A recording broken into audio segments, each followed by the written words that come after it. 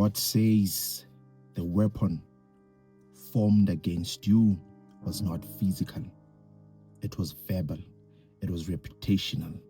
It was crafted through lies. The plan was simple. If we ruin your reputation, your life will suffer. Amen. Because they understood something. They didn't need to touch you to affect you.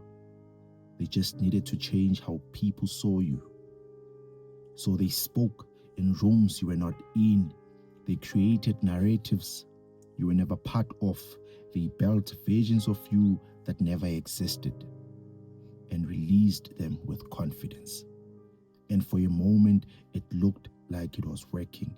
People started moving differently around you. Energy shifted, distance formed, and you felt it. You felt the weight of being misunderstood, the silence of being judged without explanation.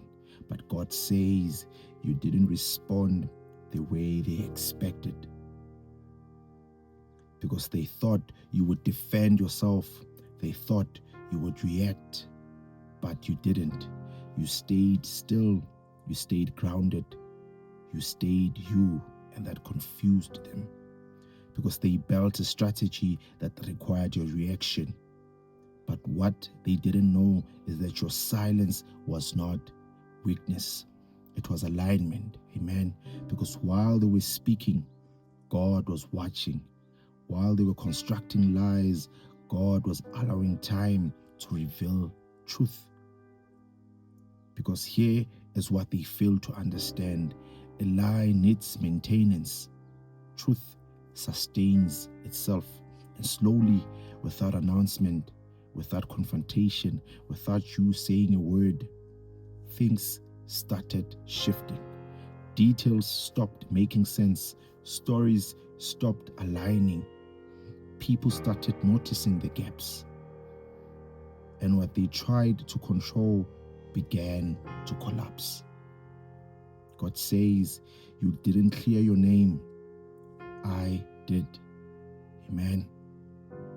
Because what was spoken in secret could not survive in truth. And now, watch this shift carefully.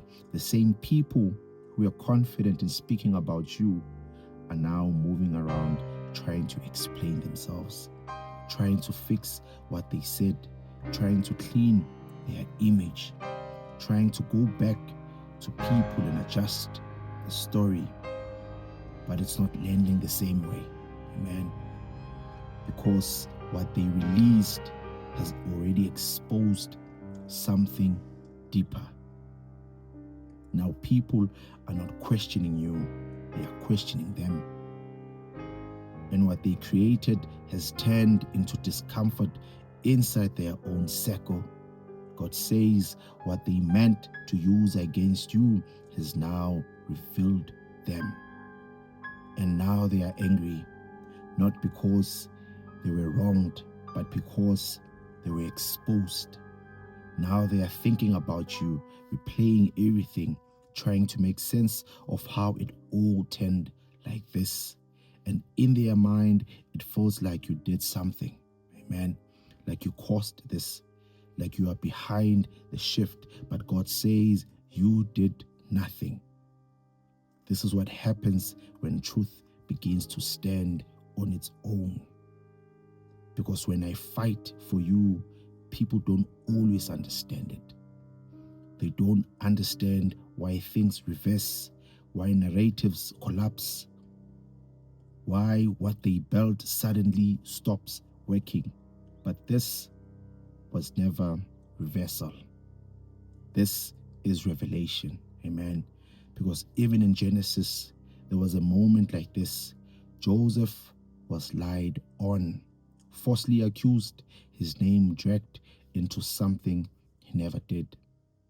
And because of that lie, his position changed, his environment changed, his life was affected, and he had every reason to defend himself, every reason to fight back, every reason to prove his innocence.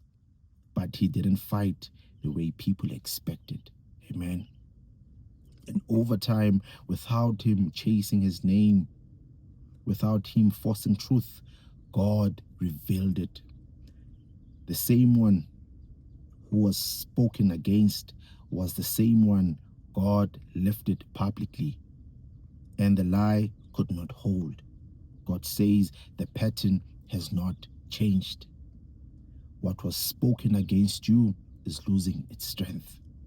What was created to limit you is now exposing its source.